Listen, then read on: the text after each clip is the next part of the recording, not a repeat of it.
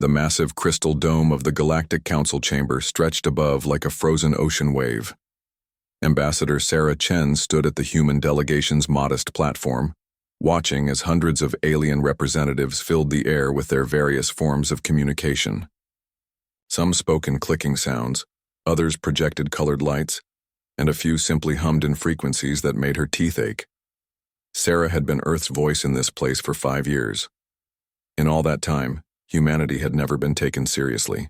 They were always called the young species or the newcomers. The older civilizations treated them like children who needed guidance. Today was different. Today the hegemony was making their move. The Speaker of the Council, a 12-foot-tall insect-like being called First Voice, raised its crystalline staff. Instantly, the chamber fell silent. Its translator device buzzed as it spoke. The matter before us today concerns the species known as humanity, First Voice announced. The hegemony has presented a formal request for intervention. Sarah felt her stomach drop. She had expected this day would come, but not so soon. Around the chamber, hundreds of eyes, optical sensors, and other sensing organs turned toward the human platform. Most looked curious. Some looked concerned. The hegemony delegation looked satisfied. High Counselor Zareth of the Zephyrian Conclave floated forward. His species looked like living smoke given form, constantly shifting and moving. When he spoke, his voice sounded like wind through caves. Honored First Voice, the hegemony brings serious concerns about humanity, Zareth began. In the past century, they have violated 17 peace treaties, started 3 wars, and completely ignored council regulations on technological development. Sarah gripped the railing of her platform. Every one of those violations had been justified. The wars were defensive, the treaties were broken to save human colonies from attack, and the technology restrictions were ridiculous, designed to keep younger species weak. Furthermore, Zareth continued, their military actions show a dangerous disregard for proper war protocols. They use tactics that civilized species would never consider: suicide missions, attacks on civilian infrastructure. They even use their own ships as weapons. Murmurs spread through the chamber. Sarah wanted to speak, to defend her people, but protocol demanded she wait to be called upon. Another hegemony member, Commander Thak of the Brutian Empire, stood up. He was massive, even for his warrior species, covered in scales that reflected the chamber's lights like armor. The humans are unpredictable, Thak growled, his words coming through the translator as a low rumble. They make decisions that no rational species would make. This makes them dangerous to galactic stability. Sarah almost laughed. Unpredictable? That was their crime? Being human? First Voice turned toward her. Ambassador Chen, you may present humanity's response to these charges. Sarah activated her platform's audio system and stood up straight. Around her, hundreds of aliens waited to hear what she would say. This was the moment that would define humanity's future in the galaxy. Honorable First Voice, fellow council members, she began, her voice carrying clearly through the chamber. Humanity does not deny these accusations. A wave of surprised sounds swept through the chamber. She had caught them off guard. Good. We are unpredictable, Sarah continued. We broke treaties that would have let innocent people die. We fought wars when diplomacy failed to protect our families. We developed technology because we refused to stay weak and defenseless. High Counselor Zareth's smoky form darkened. You admit to being a threat to galactic peace? I admit to being human, Sarah replied. We don't follow rules that make no sense. We don't bow to authority just because it's old. We protect our own, even if it makes others uncomfortable. Commander Thak slammed his massive fist on his platform. This proves our point. They have no respect for order. We have respect for justice, Sarah shot back. And right now, you're not showing much of either. The chamber erupted in noise. Dozens of species began talking at once. Lights flashed, sounds clicked and buzzed, and several translator devices started smoking from overload. First Voice banged its staff repeatedly until order returned. When the noise died down, it spoke in a voice colder than before. The hegemony requests that humanity be placed under guided evolution protocol, First Voice announced. Your species will be adjusted to better fit galactic standards. Your aggressive tendencies will be modified. Your unpredictable nature will be corrected. Sarah felt the blood drain from her face. Guided evolution was a fancy term for forced genetic modification. They wanted to change what made humans human. And, if we refuse? She asked, though she already knew the answer. Zirith's smoky form seemed to smile. Then humanity will be declared incompatible with galactic civilization. All human beings will be banned from council space. Your colonies will be evacuated. Your trade agreements will end. You will be exiled. The chamber was dead silent now. Everyone waited to see how humanity would respond to this ultimatum. Sarah reached into her pocket and pulled out a small device. Earth's official response had arrived just before the session began. She had hoped not to use it. She connected the device to her platform's communication system and took a deep breath. I have here the official response from Earth's government, she announced. I will read it exactly as written. She activated the device. The message was short, just 2 words, but they would change everything. Hell no. The chamber exploded.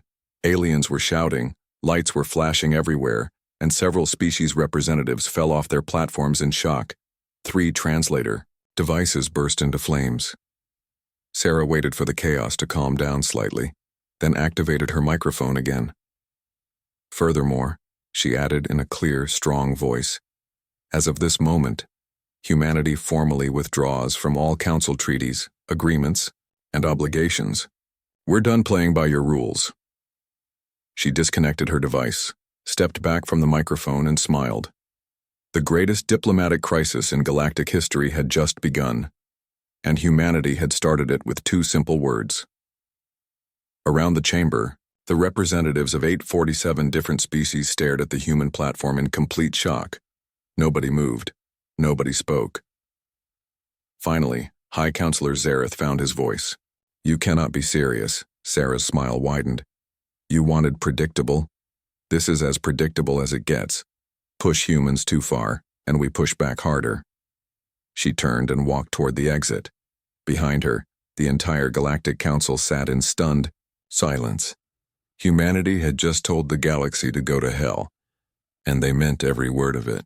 Admiral Marcus Torres stood on the bridge of the battleship Defiance, watching the holographic display show the positions of 2,000 human ships scattered across the galaxy. Red dots marked human colonies. Yellow showed council forces moving to surround them. The blue indicators were his evacuation fleets racing against time. Admiral, incoming message from New Singapore Colony, reported Lieutenant Commander Hayes, her voice tight with worry. Hegemony forces just arrived in system. They're demanding immediate surrender. Marcus rubbed his tired eyes. It had been only 72 hours since Ambassador Chen's declaration, and already the galaxy was moving against them. Tell New Singapore to hold tight. Evacuation Fleet Delta 7 will reach them in 6 hours. The truth was, Earth had been preparing for this day for decades. While the Council thought humans were just stubborn troublemakers, Earth's government had been making secret plans, hidden shipyards, stockpiled resources, evacuation protocols for every human world. Sir, Zealandia Station is reporting problems, Hayes continued. The Brucians are jamming their communications. Population is 3 million. Marcus felt the weight of those lives on his shoulders. 50 billion humans lived outside Earth's solar system. Getting them all to safety seemed impossible. But humans had done impossible things before. Launch Operation Homecoming, Marcus ordered. Send the activation codes to all hidden shipyards. It's time to show the galaxy what we've really been building. Across human space, things that had looked like asteroids suddenly came to life. Mining platforms revealed themselves as ship factories. Cargo haulers dropped their disguises and showed their true nature as warships. The hegemony had expected to find scattered, helpless colonies. Instead, they found a coordinated military force. Captain Elena Rodriguez commanded the cargo ship Prosperity, loaded with 5,000 colonists from Kepler 442b. When a Zephyrian cruiser moved to intercept them, she didn't run. Instead, she activated a hidden weapons system that turned her ship into a guided missile. All hands, this is the captain. she announced over the ship's comm system. "We're about to show these aliens how humans fight. Hold on tight." The Prosperity accelerated directly toward the enemy cruiser. At the last second, Rodriguez triggered the ship's emergency teleporters, beaming all 5,000 colonists to the evacuation fleet's main ship. Then the Prosperity, now essentially a giant bomb, crashed into the Zephyrian vessel. Both ships exploded in a brilliant flash that could be seen from 3 star systems away. Commander Thak, watching from his flagship, couldn't understand what he had just seen. They use their own ship as a weapon? What kind of madness is this? His aide, a younger Brutian officer, checked the tactical displays. "Sir, we're detecting similar tactics across 17 systems. The humans are turning civilian vessels into weapons. They're sacrificing infrastructure to save lives." Thak's scales turned a darker shade, indicating confusion. "This makes no tactical sense. Those ships are valuable." "Not to humans, apparently, sir." On the industrial world of Newton's Forge, Chief Engineer Sarah Murphy faced an impossible task. 200,000 people needed evacuation, but hegemony forces had already surrounded the planet. The shipyard had only 12 transport vessels, nowhere near enough. "Ma'am, what are your orders?" asked her assistant, Tommy Chen. Sarah looked at the massive cargo haulers in the shipyard. Each one was designed to carry metal ore, not people. But humans were good at improvising. "Strip out everything non-essential," she ordered. "Life support, artificial gravity, basic seating. Turn these cargo ships into passenger vessels." "That'll be uncomfortable as hell, ma'am." "Better uncomfortable than dead." "How long do we have?" "Engineering. Estimates 48 hours before the hegemony breaks through our orbital defenses." Sarah smiled grimly. "Then we'll do it in 24. The next day was a miracle of human engineering. Welders worked around the clock. Entire sections of ships were rebuilt in hours. When the evacuation began, cargo haulers that should have held metal ore instead carried 20,000 passengers each. The hegemony admiral watching the escape couldn't believe his sensors. "How are they getting so many people onto those ships?" "They've somehow modified cargo vessels for passenger transport," his tactical officer reported. "It shouldn't be possible." "Humans," the admiral muttered. "They never do things the way they're supposed to." But the most shocking moment came from the Tau Ceti system. Captain James Park commanded the colony ship New Horizon, filled with 30,000 evacuees. When a council blockade force moved to stop them, Park didn't surrender. Instead, he activated something the council had never seen before. The New Horizon split into 12 separate ships, each carrying a portion of the evacuees. The council forces suddenly found themselves facing not one target, but a dozen, all heading in different directions. "Impossible," breathed High Counselor Zareth, watching the tactical display from his flagship. "Our intelligence said that ship was a single vessel. It appears to be some kind of modular design," his aide reported. "They can separate and reconnect at will." "What else haven't they told us?" Across human space, the pattern repeated. Ships that looked ordinary revealed hidden capabilities. Cargo vessels became warships. Passenger liners turned into hospital ships treating wounded from multiple worlds. Mining platforms transformed into mobile bases. The hegemony had expected easy victory over scattered human colonies. Instead, they found themselves fighting a coordinated retreat, unlike anything in galactic history. Humans didn't just run. They fought while leaving, making every system a battleground. On Minerva Station, the last group of human scientists triggered a device as hegemony forces landed. The entire research facility disappeared in a controlled implosion, taking decades of research with it. The scientists had escaped hours earlier, but they made sure their work wouldn't fall into enemy hands. Admiral Torres watched the evacuation. Statistics scroll across his display. 30 billion humans had already reached safety. The remaining 20 billion were in transit or waiting for pickup. "Admiral," Hayes reported, "we're receiving surrender demands from 15 different hegemony commanders. They want us to stop fighting and accept guided evolution." Marcus almost laughed. "Send this message to all hegemony forces. Humanity doesn't surrender. We adapt." As if to prove his point, 3 human destroyers suddenly appeared behind the hegemony fleet that had been chasing them.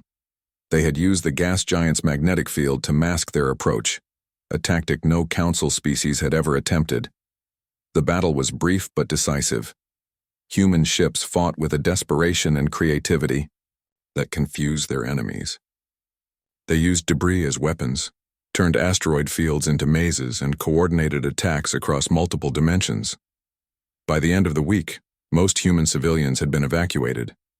But this wasn't a retreat. It was preparation.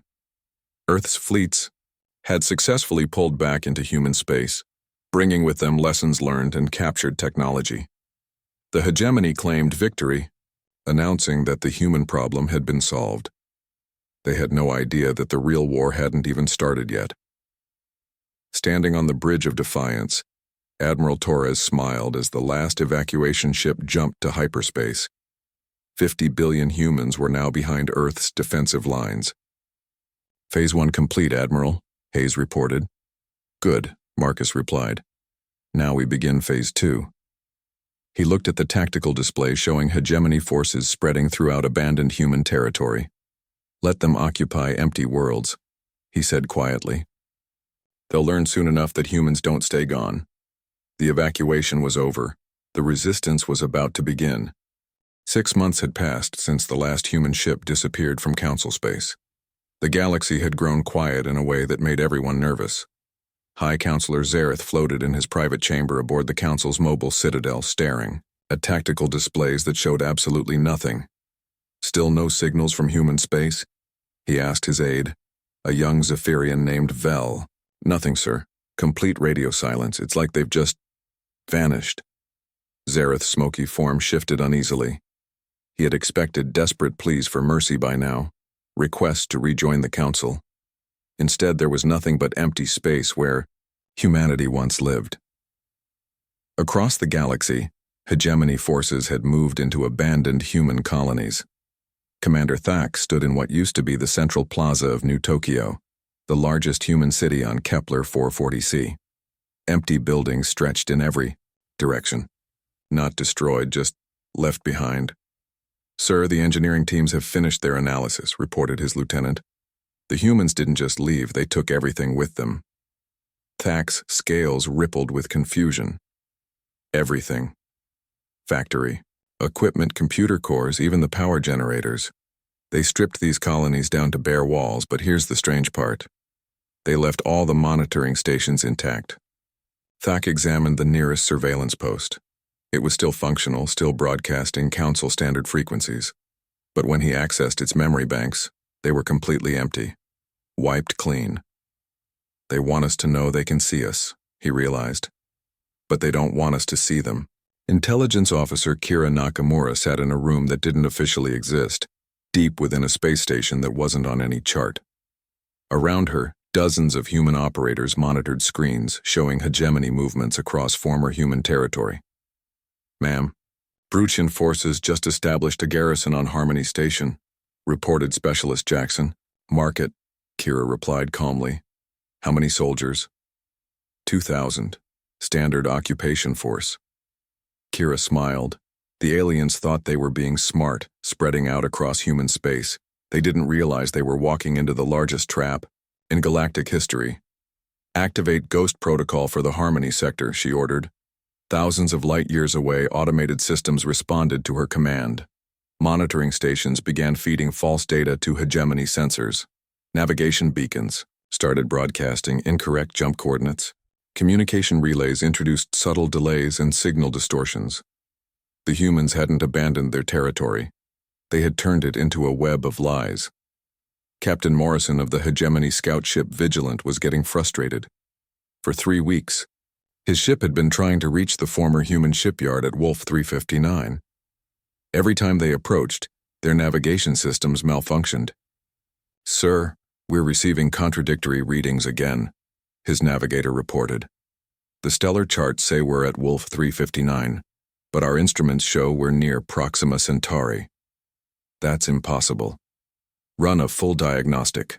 We've run 12 diagnostics. Sir, everything checks out fine. Morrison rubbed his head tentacles in annoyance. Try manual navigation, use the star positions directly. 4 hours later, they were hopelessly lost, floating in empty space between star systems. Their automated systems insisted they were exactly where they should be, but the view out the window clearly showed they weren't. "Sir," the navigator whispered, "I think the humans are messing with us." Director Valen of Council Intelligence sat in an emergency meeting with representatives from all major species. The holographic display showed a map of known space with a large dark area where human territory used to be. "Ladies, gentlemen, and various other life forms," she began, "we have a problem. Our scouts are reporting impossible readings from human space. Ships are getting lost. Communication attempts return only static. And most concerning of all, our supply convoys have started disappearing." High Counselor Zareth leaned forward. "Disappearing how?" "Completely. No wreckage, no distress signals. One moment they're there, the next they're gone." Commander Thak's image flickered on the display as he joined the meeting remotely. "My forces have lost 3 supply runs this month. Food, weapons, medical supplies, all vanished without a trace." "Where do you believe the humans are?" asked First Voice. Director Valen manipulated the display, showing scanning data from the galactic rim. "Our long-range sensors detect massive gravitational anomalies beyond the edge of the galaxy. But when we send ships to investigate, they don't come back." Dr. Elena Vasquez stood in the control room of humanity's most ambitious project ever. Around her, massive displays showed the construction progress of 12 artificial star systems, each one hidden in the void between galaxies. "Status report," she called out. "Dyson Sphere 7 is at 85% completion," came the reply. "Fusion clusters 4 through 9 are online and producing energy. The shipyards have completed another 1,000 vessels this week." Elena smiled as she watched the displays. While the council had debated, humans had been building. Not just ships or weapons, but entire star systems designed specifically for human life. "Ma'am, incoming message from the recon teams," another technician announced. "They've successfully intercepted another hegemony supply convoy." "Excellent. Process the crews for memory wipe and send them back. We want the council to know their convoys are disappearing, but not why." The intercepted alien crews would wake up in escape pods near council space, with no memory of what happened to their ships. All they would remember was a flash of light, then nothing. Lieutenant Reeves piloted his stealth fighter through the asteroid field near former human colony Xeris Prime. His mission was simple: make sure the Zephyrian science team below didn't learn too much about human technology. "Control, this is Ghost Rider. I have eyes on the target. Zephyrians are examining the abandoned research facility." "Copy, Ghost Rider. Remember, no witnesses. Make it look like an accident." Reeves targeted the facility's old fusion reactor. A single precise shot would cause a massive explosion that would look exactly like a reactor malfunction. The Zephyrians would never know they had been watched. The blast lit up the colony's artificial atmosphere like a new sun. When the light faded, the research facility and its investigators were gone. Back at council headquarters, panic was setting in. First Voice called an emergency session. "The situation has become critical," it announced to the assembled representatives. "Human space has become a dead zone.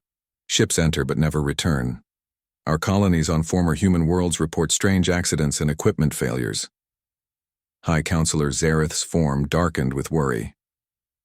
"Perhaps we underestimated them." "The humans are gone," Commander Thak insisted, though he sounded less certain than before. "They ran away rather than face us in open battle." "Then where are our ships?" demanded the representative from the Trade Federation. "Where are our supplies? Why does every probe we send into human space vanish without a trace?" No one had an answer. Director Valen stood up, her scaled features grim. "I recommend we increase our defenses along the former human border. Something is happening out there, and we don't understand what." "Agreed," said First Voice. "Double our patrol schedules, monitor all communications, and for now consider former human space to be off-limits to civilian traffic." What the council didn't know was that human listening posts were recording every word of their meetings. Hidden sensors tracked every ship movement. Infiltrators with perfect disguises walked among them. Gathering information. Intelligence Officer Kira Nakamura reviewed the latest reports with satisfaction. Operation Ghost. Protocol was working perfectly. The Council was scared, confused, and completely unaware of what humanity was really doing. "Ma'am, we're ready to begin Phase 3, reported her aide. Kira nodded. "Tell Admiral Torres he has permission to proceed. It's time to remind the galaxy that humans don't just disappear." She paused, looking at the tactical displays showing. Hegemony forces spread thin across former human worlds. "We're going to hit them where it hurts most," she said quietly. "Not their ships or their weapons. We're going to attack their confidence." The silence was about to be broken, and when it was, the galaxy would learn that quiet humans were far more dangerous than loud ones. Hidden in the void between galaxies, 50 billion humans waited for the word to strike back. They wouldn't have to wait much longer. Dr. Elena Vasquez stood before the largest construction project in human history. Through the massive viewing window of Station Alpha, she could see what looked like a second galaxy being born. 12 artificial stars hung in perfect formation, each surrounded by rings of metal and crystal that sparkled with impossible colors. "Status report," she called to her engineering team. "All 12 Dyson spheres are operational," reported Chief Engineer Walsh. "We're collecting more energy than the entire Milky Way produces naturally. The shipyards have built more vessels in the last year than humanity owned in all of Council space." Elena smiled. While the Council thought humans had vanished, they had been building an empire in the void between galaxies. Not just ships or stations, but entire star systems designed from scratch. "Ma'am, incoming Priority 1 message from Admiral Torres," announced the communications officer. Elena accepted the transmission. The Admiral's face appeared on screen, and he looked grimmer than usual. "Elena, we've got a situation. Council forces just detected our gravitational signature. They're sending a massive investigation fleet toward our position. How long do we have?" 6 days, maybe 7. It's time to reveal ourselves." Elena nodded. They had hoped for more time, but 18 months of secret construction would have to be enough. "Begin final protocol," she ordered. "All stations, all crews, it's time to come home." Across human space, things that had been quiet for months suddenly came alive. Captain Sarah Mitchell commanded the stealth frigate Phantom, currently hiding in the asteroid belt near former human colony Titan's Rest. For 6 months, she had watched. Hegemony forces stripped the planet of anything valuable. "Captain, we just received the activation codes," reported her tactical officer. "Final protocol is a go." Sarah felt a surge of excitement. "You heard the man, light him up." All around the Hegemony fleet, space itself seemed to come alive. What the aliens had thought were asteroids suddenly revealed themselves as hidden human. Weapons platforms, mining equipment unveiled massive railguns. Communication satellites dropped their disguises to show missile launchers. Commander Thak stood on the bridge of his flagship, watching in horror as his fleet was suddenly surrounded by human weapons. Red targeting lasers painted his ship from dozens of directions. "How long have they been there?" he demanded. "Unknown, sir. Our sensors show these positions have been occupied by asteroids and space debris for months." Before Thak could respond, a message appeared on all screens throughout his fleet. The face of Admiral Torres filled the displays. "Commander Thak," Torres said calmly. "This is Admiral Marcus Torres of the Free Human Alliance. Your occupation of our territory ends now." "Impossible," Thak roared at the screen. "You people ran away. You're refugees hiding in the void." Torres smiled, and it wasn't a pleasant expression. "Look around you, Commander. Does this look like we're hiding?" Thak checked his tactical display and felt his scales turn cold. His fleet of 200 ships was surrounded by over 1,000 human vessels that seemed to have appeared from nowhere. "You have 30 minutes to evacuate all human worlds," Torres continued. "Any ship that remains after that deadline will be destroyed. This is not a negotiation." Similar scenes played out across former human space. Hegemony garrisons found themselves surrounded by massive human fleets that had somehow hidden in plain sight. Council listening posts detected energy signatures unlike anything in known physics. High Counselor Zareth received the emergency reports in his personal chambers. His aide, Vel, floated beside him, reviewing the incoming data. "Sir, The reports are confirmed. Human fleets have appeared simultaneously in 47 systems. Our forces are outnumbered 10 to 1. How is this possible? Where did they get so many ships? Unknown, sir. But the energy readings, they're unlike anything in our databases. These ships are using technology we've never seen before. Zareth's smoky form darkened further. What about our investigation fleet heading to those gravitational anomalies? They sent back one message before disappearing, sir. Just 2 words. Oh, damn. Dr. Elena Vasquez watched as the first Council reconnaissance ships approached their hidden empire. She could see them through the station's telescopes, tiny dots against the backdrop of artificial stars. Ma'am, their ships just dropped out of hyperspace, reported Sensors Operator Kim. They're scanning our construction. Let them look, Elena replied. They need to understand what they're dealing with. Admiral Korath of the Council Exploration Fleet stood frozen on his bridge, staring at the impossible sight before him. 12 artificial stars arranged in perfect formation, each one surrounded by massive rings of technology. Ships moved between them in numbers that defied counting. Tactical analysis? He managed to ask. Sir, his tactical officer's voice was barely a whisper. We're detecting industrial capacity that exceeds the entire Council's manufacturing output by a factor of 50.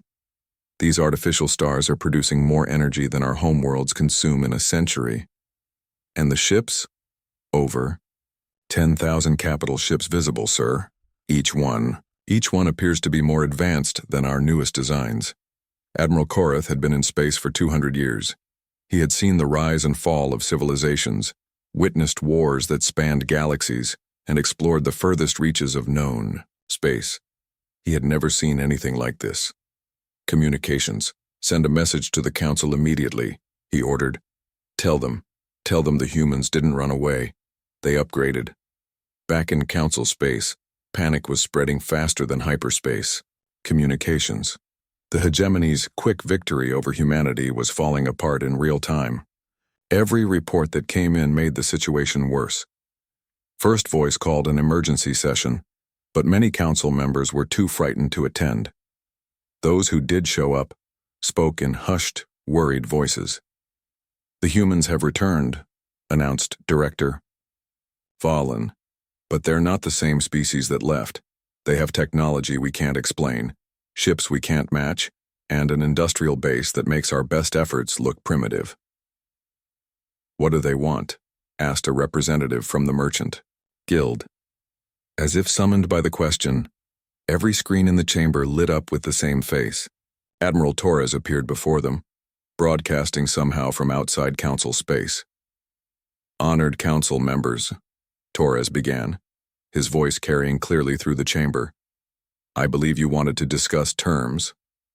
High Counselor Zareth stepped forward. Admiral Torres, we had no idea you had such capabilities. That was the point, Torres replied. For centuries, you've treated humanity as a junior species. You've restricted our technology, limited our expansion, and tried to force us into your idea of civilization. We can negotiate, Zareth said quickly. Find some middle ground. Torres shook his head. You had your chance for negotiation 18 months ago.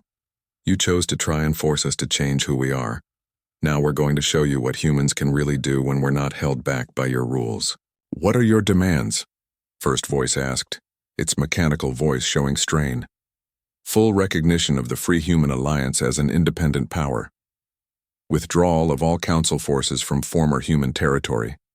And most importantly, Torres paused, his expression hardening. An end to the hegemony's supremacist policies.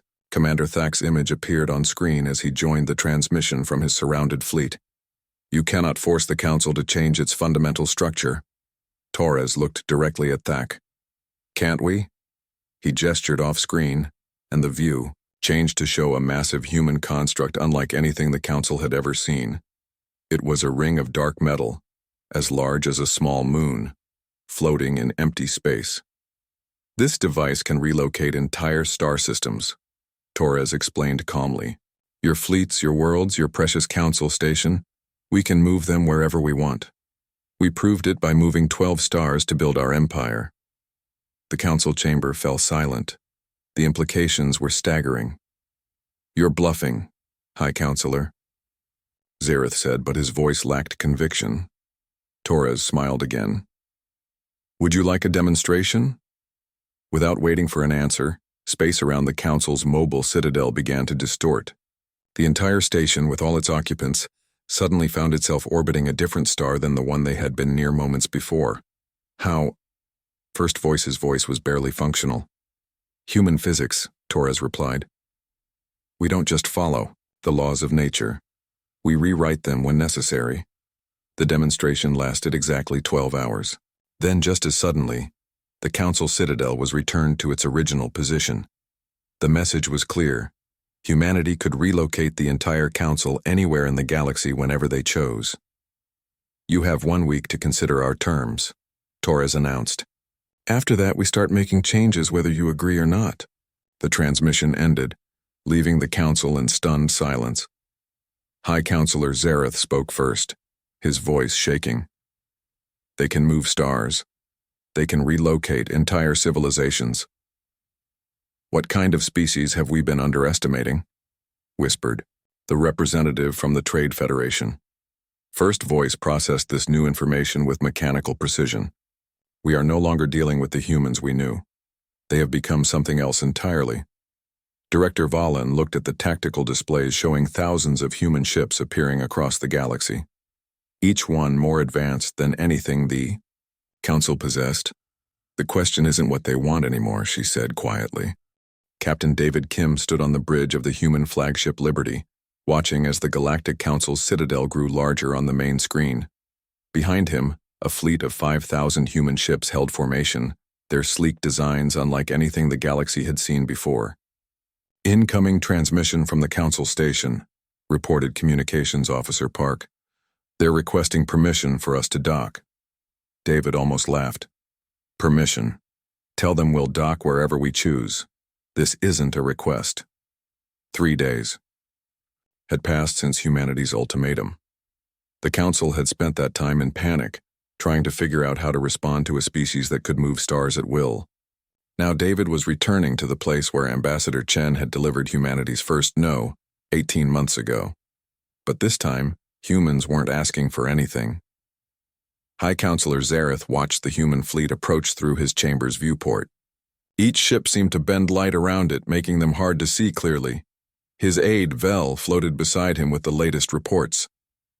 Sir, our scientists have analyzed the human vessels. They use principles of physics we don't understand.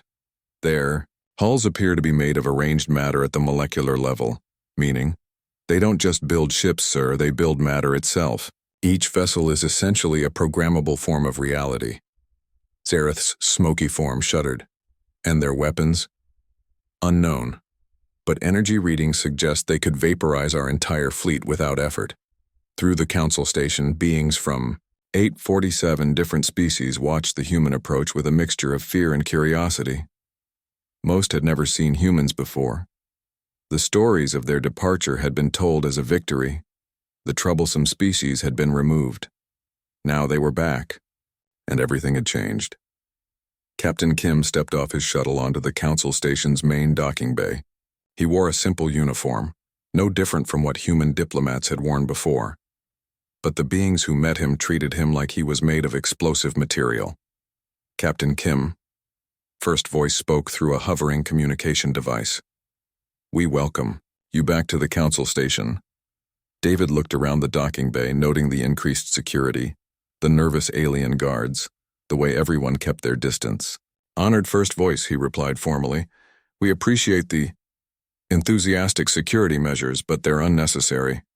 We're here to talk, not fight. Your fleet suggests otherwise.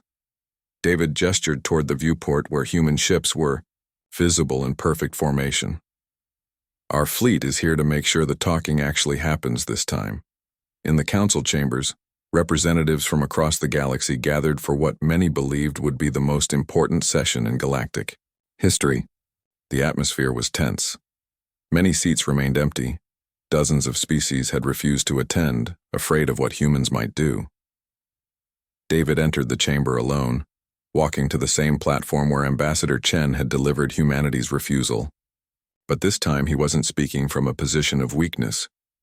"Honored council members," he began, his voice carrying clearly through the translators. 18 months ago, you presented humanity with a choice: accept forced evolution or face exile. We chose exile. High Counselor Zareth floated forward. And now you return with threats and demonstrations of power. Is this how humans conduct diplomacy? No, David replied calmly. This is how humans respond when diplomacy fails. He activated a holographic projector, showing images of human space during the evacuation. Ships fleeing, colonies abandoned, families torn from their homes. You forced 50 billion people to leave everything they had built. Children lost their homes, scientists lost their life's work. Families were separated across hundreds of light years. The images changed, showing human refugees arriving at Earth's system. Overcrowded ships, desperate faces, emergency housing on every available surface. But humans adapt, David continued. You thought exile was punishment. We made it opportunity. The display shifted to show humanity's hidden empire. Artificial stars, cities built in the void, industrial complexes larger than planets. While you occupied our abandoned worlds, we built better ones. While you celebrated our defeat, we grew stronger than you ever imagined possible. Commander Thak's image appeared on screen, transmitting from his still-surrounded fleet. What do you want from us? David's expression hardened. We want what we wanted before, to be left alone to develop as we choose. But now we also want guarantees that no other species will face what we faced. Explain, demanded First Voice. The hegemony's policy of forced evolution ends. No more changing species to fit your idea of civilization. No more restrictions on technological development based on species age. No more treating younger civilizations as children who need guidance. Murmurs spread through the chamber. Several hegemony representatives looked outraged.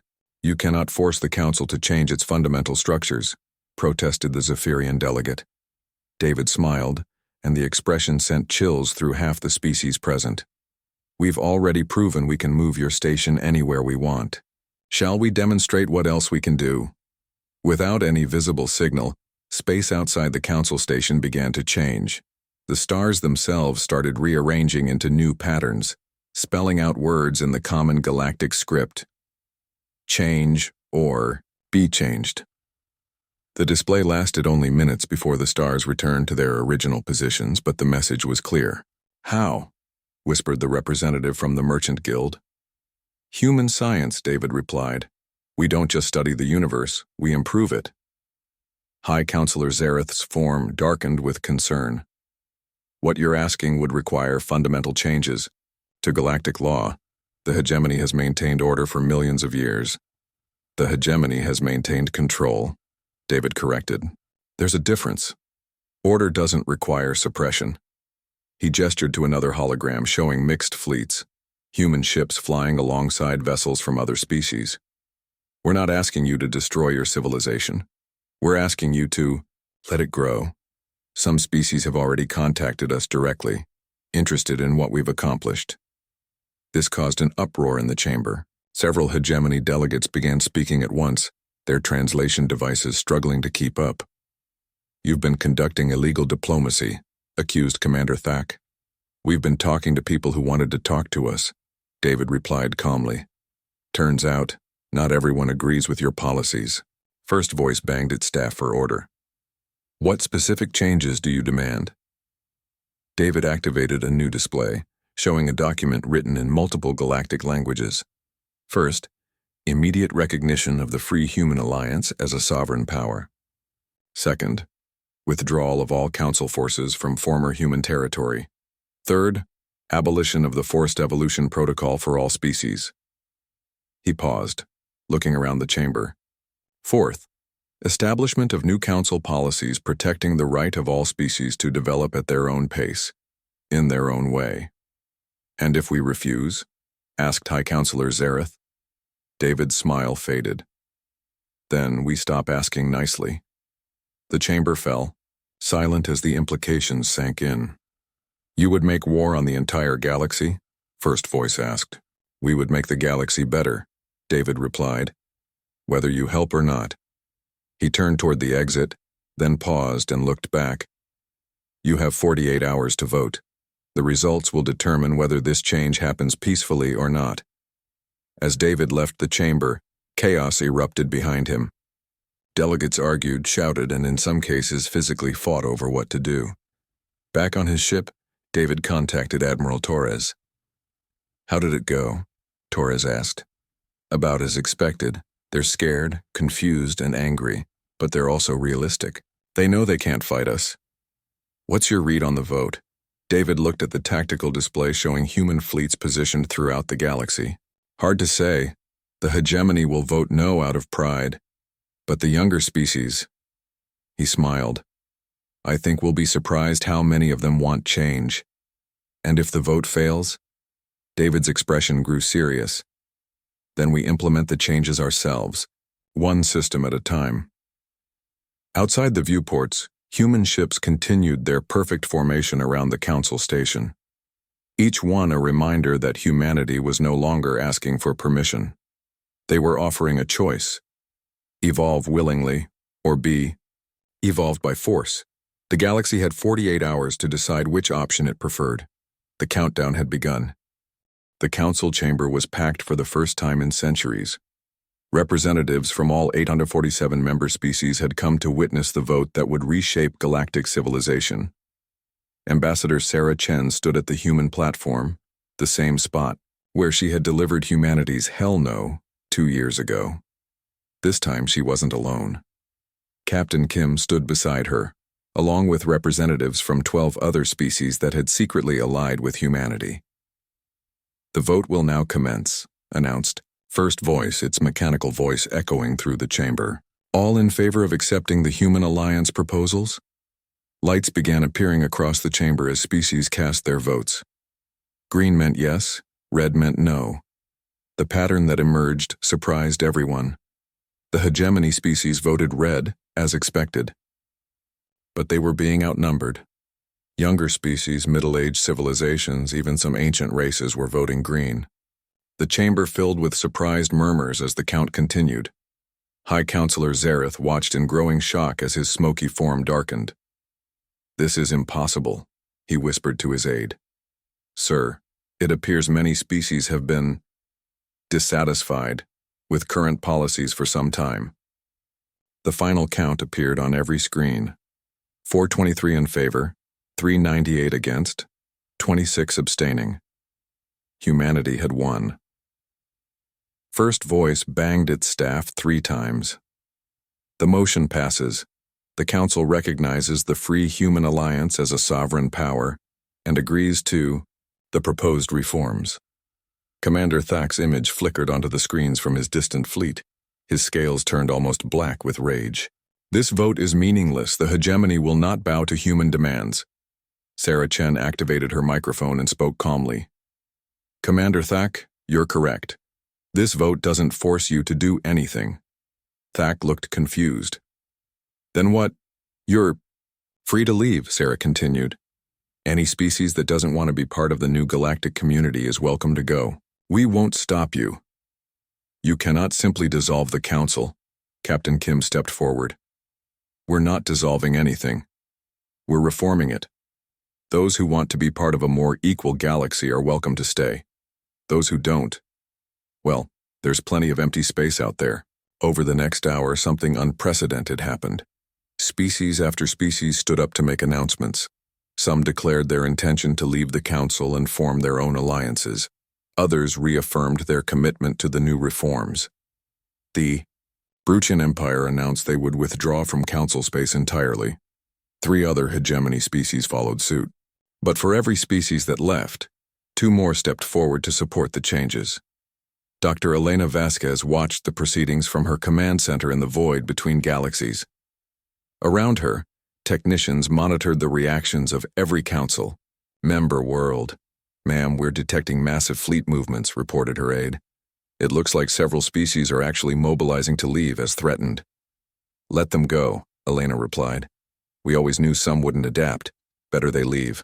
peacefully, then stay and cause trouble. What about the hegemony's threats of war? Elena smiled. Let's show them why that's not a good idea. High Counselor Zareth made one last attempt to rally the old order. You species who support these changes don't understand what you're doing. The hegemony maintained galactic peace for millions of years. A new voice spoke up. Ambassador Keleth of the Andorian Federation, a species barely 3,000 years into space travel, stood on his platform. Honored Zareth with respect, you maintained galactic control. We young species have been waiting centuries for our chance to contribute. The humans showed us it was possible to say no. And look what happened to them, Zareth argued. Ambassador. Keleth gestured toward the human delegation. Yes, look. They left as refugees and returned as the most advanced species in the galaxy. Maybe your way isn't the only way. Sarah Chen requested permission to speak. Honored council members, humanity doesn't want to rule anyone. We just want to be free, to grow and explore alongside you as equals. She activated a holographic display, showing ships from multiple species working together around one of humanity's artificial stars. This is Unity Station, she explained, a joint research facility where humans work with 50 other species to explore new technologies together. No restrictions, no forced evolution, just cooperation. The display showed beings of all types, working side by side, humans in environment suits alongside methane-breathing Nexarians, crystalline Vorthan engineers collaborating with organic species. We've made more scientific advances in the last year than the Council made in the last century, Sarah continued. When you stop limiting what people can think, amazing things happen. Commander Thak made one final threat. The hegemony will not forget this insult. We will return with force. Captain Kim answered calmly. Commander, you're welcome to try. But ask yourself, if we can move stars, what makes you think your fleets concern us? As if to emphasize the point, space around the council station shimmered slightly. For just a moment, everyone could see the massive human constructs hidden in nearby space, defense platforms that dwarfed anything in the council's arsenal. The message was clear. Humanity wasn't just offering partnership, they were guaranteeing it. Over the following days, the old galactic order completely transformed. The hegemony species, true to their word, began the largest migration in galactic history. Entire fleets loaded with billions of citizens departed for unexplored regions beyond the galactic rim. But they weren't the only ones moving. Species that had been restricted under old laws began expanding into territories voluntarily abandoned by the departing hegemony. Trade routes reopened with humanity bringing new technologies and ideas. Ambassador Chen stood in what used to be the restricted technology zone, now renamed the Collaborative Research Sector. Around her, beings from dozens of species worked together on projects that had been forbidden under old laws. Ma'am, her aide approached. We've received confirmation. The last hegemony fleet has left council space. They're gone. Sarah nodded, watching a mixed crew of humans and aliens prepare a ship for launch toward another galaxy entirely. Good. I wish them well, honestly. Maybe they'll find a place where they can be happy following the old ways. And us? Sarah smiled, as a group of young beings from various species ran past, playing together without any thought for the old prejudices and restrictions. We move forward. Together. 6 months later, Captain Kim stood on the bridge of a ship unlike any before it. The Harmony was designed by 6 different species working together, using human technology combined with the best ideas from across the galaxy. Captain, we're ready for the jump, reported his mixed species crew. Where to? Asked his Andorian. Navigator. Kim looked at the star charts showing unexplored regions beyond the galactic edge. Somewhere no one's been before. Let's see what's out there. The ship disappeared into the void, leading a fleet of vessels from 20 different species toward unknown stars. Behind them, the reformed Galactic Council continued its work of governing a galaxy where freedom of development was now law, where younger species could grow without restriction, where evolution was chosen, not forced. Dr. Elena Vasquez recorded a final entry in her log aboard humanity's newest space station. Personal log, Dr. Elena Vasquez. 2 years ago, we said no to forced evolution and left everything behind. Today, we've created a galaxy where no species will ever have to make that choice again. She looked out at the void where human-built stars lit up space between galaxies. Humanity didn't just decline diplomacy, we redefined it. We showed the galaxy that true partnership comes from mutual respect, not dominance, and now we're heading into the unknown together. She paused, smiling. The universe just got a lot bigger. And we're ready for it. In the distance, ships from 100 different worlds prepared for journeys to distant galaxies, carrying crews where humans worked alongside beings their species had never even heard of 2 years ago. The age of forced conformity was over. The age of chosen cooperation had begun, and humanity, the species that had once been told to change or leave, had changed everything instead. The galaxy would never be the same again, and everybody knew it was better this way.